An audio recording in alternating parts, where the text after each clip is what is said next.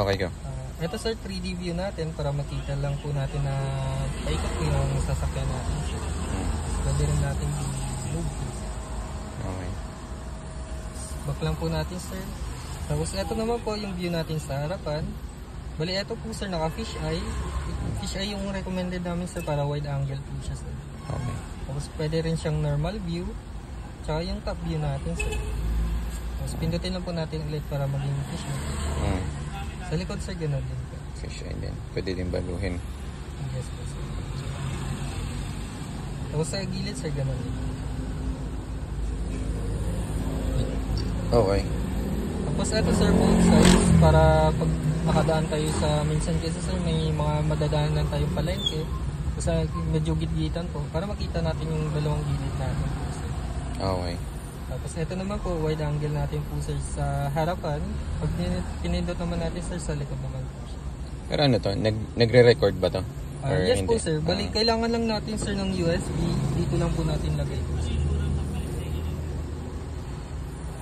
So anong USB ang recommended? Mas recommended namin sir SanDisk na 32 gig. 32 gig na SanDisk na USB? Yes po sir. Hindi na yung Microsoft SD card, hindi SD card. Hindi sir. USB talaga. USB talaga po siya. So doon siya magsisave. Ng recording. Okay. Bali, punta lang tayo dito sir. Ito po, picture po sir para kung sakaling gusto niyo lang kuhanan ng plate number po. Tsaka dito naman sir settings, dito naman natin makikita yung playback sir, yung parang camera po. So magpe-playback yan kapag may USB. Pag may USB po guys. Bali, lalabas naman dito sa yung mga recording, may time Ano to? Naglo-loop?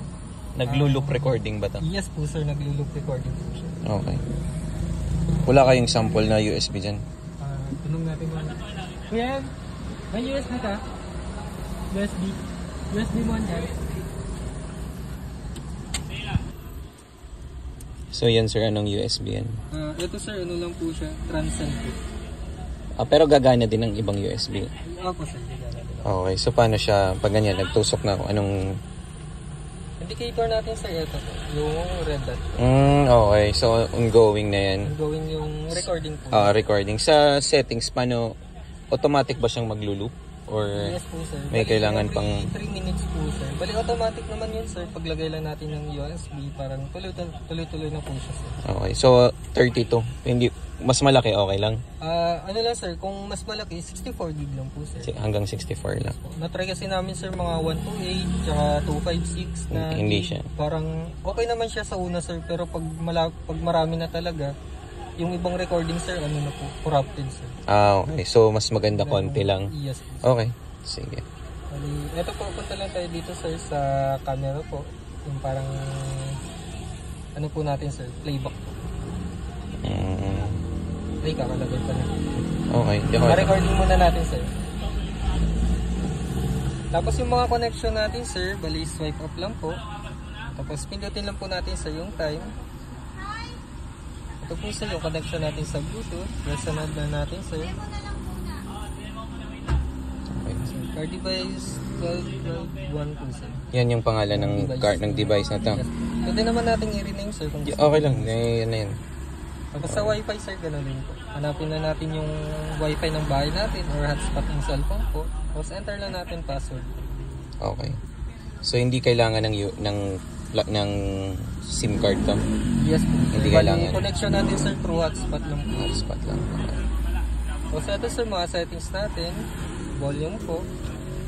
Volume natin sir, bali ito. Pag naka-reverse tayo sir, yung pag naka-reverse lang naman sir, bali 20%. Medyo hihina po siya para marinig natin yung mga ano sa likod. Okay. Time and date sir, bali naka-automatic po siya sa through GPS na nilagay natin dito sir. Yun yung parang rectangle kanina? Yes po sir. Yung kinabit mo. Tapos switch po sir, bali ito naman sir para ma-program natin yung steering control. Okay. System sir, yung about sa unit natin. 464. 64 gig ROM, tapos naka 113 po siya. And octa-core. Tapos dito naman sir, pag may music tayo, pwede natin ilagay po sa ito sir. Yan. Gumagana pa rin po siya, pero for ano lang po siya sir, media po, yung music tsaka movies. Pero charge pwede ba din? Pwede pa rin po siya sir. Okay. Sige. Tapos, ito naman Yung sir, pinaka-basic, yung GPS. Yung pagmapa. map sir, bali dito lang po sir sa mga apps ko. Tapos, open na natin sir.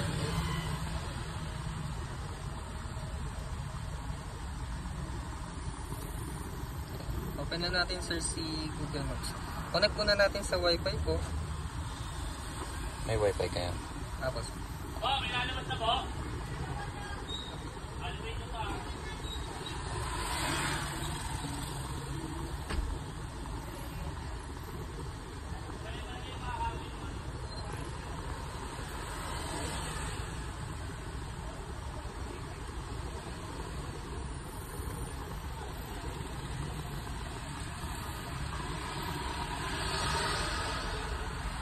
So technically para siyang tablet.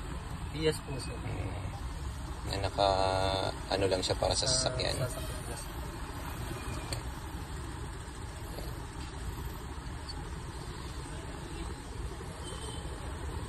So kailangan pa rin to ng online kapag magmapa.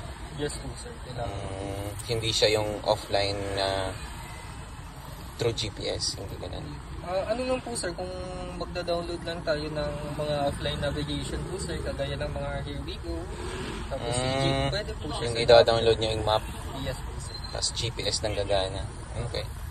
Wala ito yung pinaka ano eh. Google Maps pa rin po sir, para yung mga one way, tsaka mga dead end sir, malalaman po talaga sir. Okay. Pag, ano kasi sir, pag offline, ano lang, parang papakita niya lang yung parang main road po. Oo. Pero yung mga eskinita, hindi na po sir. Okay.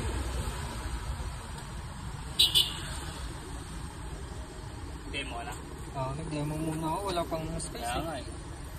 Ako na muna. Magkakalibre kasi ikaw. Okay. Okay. Ito sir, Play Store po. Sign in na natin yung Google account natin para makapag-get tayo ng additional apps. Okay. Tapos YouTube. Android Auto sir, bali ko-connect lang natin sa Bluetooth po. Tapos mag-automatic kung si Android Auto or Apple CarPlay po sir. Saan ang Apple CarPlay? Sample. Apple CarPlay. So Bluetooth. Through Bluetooth lang po siya, wireless po. Okay.